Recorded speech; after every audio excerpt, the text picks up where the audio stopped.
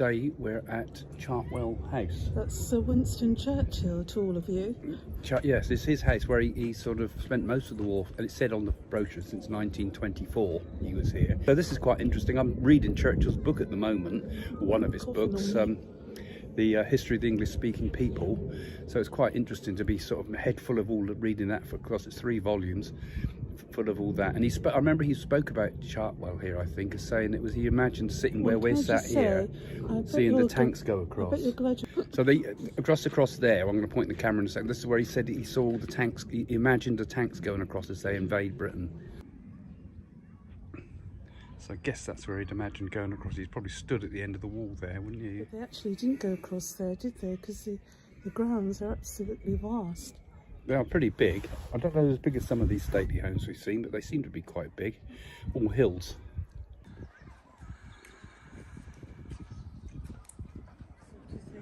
I don't know when this was built. It's not as old as that Blenheim Palace. Yeah. Well, I like to prefer the other house. It's built in the 14th century. It's more like an arts and crafts building.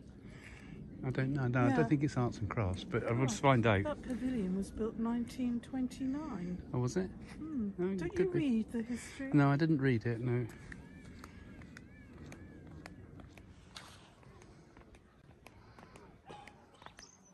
Rather a ghastly house, I think. And for its history, though, really. It's not so much a place to look at for its architecture.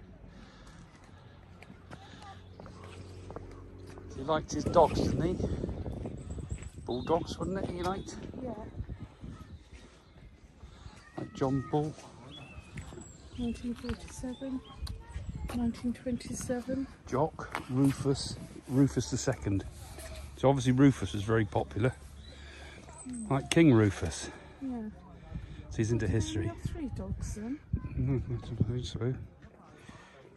Let's go down to the studio. You went up the hill and down again. Never mind, I don't mind a walk. What's these? The vegetable gardens, I guess. We go in then. Oh, look, there's people come. Oh, look at that, Craig. Oh yeah, that's great. Well, these are all his paintings.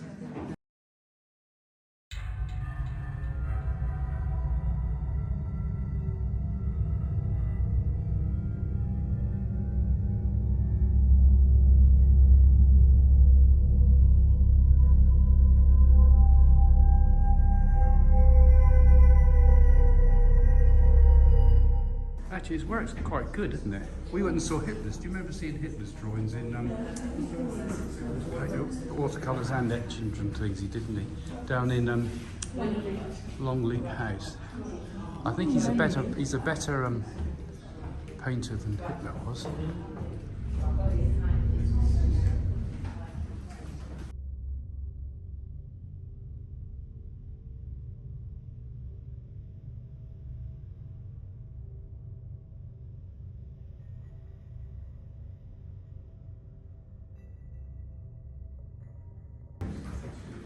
Just told me that he did 500 paintings in total that they know of. The 300 and something here, all bar that one that's in front of us there, I think that's of his father. Lord Archibald, is that his father? That wasn't done by him, but all the rest was in here. So I'm quite impressed by him, actually. He had time to do all that. Look at the whiskey there. Oh yeah, I'm sure he'd have been. That fits in with the idea, isn't it? Nice studio. Painting while waiting for the message from the war room.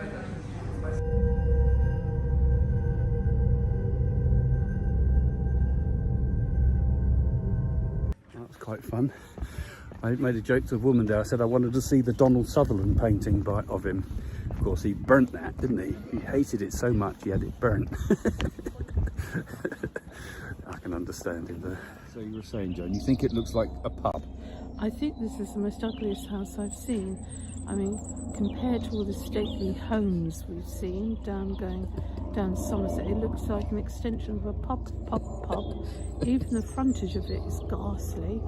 I mean, lovely grounds and lovely vegetable gardens, rose gardens and everything, but it's not a pretty house.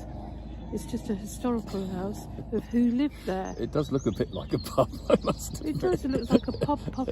I mean, I look at that and I think, oh, the 3 tons. I'll let people. I'll flick the camera around. People can see what we're looking at. Well, I've got it all in there. Awful, isn't it? Yeah, I suppose so. It looks like that window up there needs fixing, doesn't it, on the top right? They've bricked it in.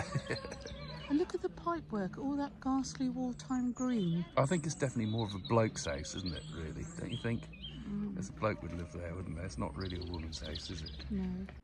Well, if you enjoy my shows here and you enjoy reading my books and you enjoy my work generally, you might like to join me on Zoom, because perhaps you'd like to open your own psychic powers and discover and awaken your spiritual potential.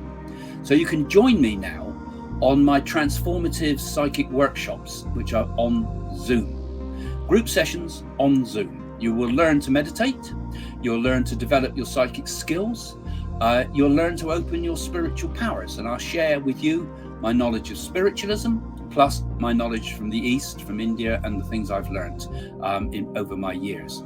And together, perhaps, we can navigate this troubled world together. We can share our feelings, our thoughts, our hopes, our ambitions with clarity and purpose. So you can join me. Click the link below. It's in the description of this video. Spaces are limited, of course, but join me to unlock your psychic and spiritual potential.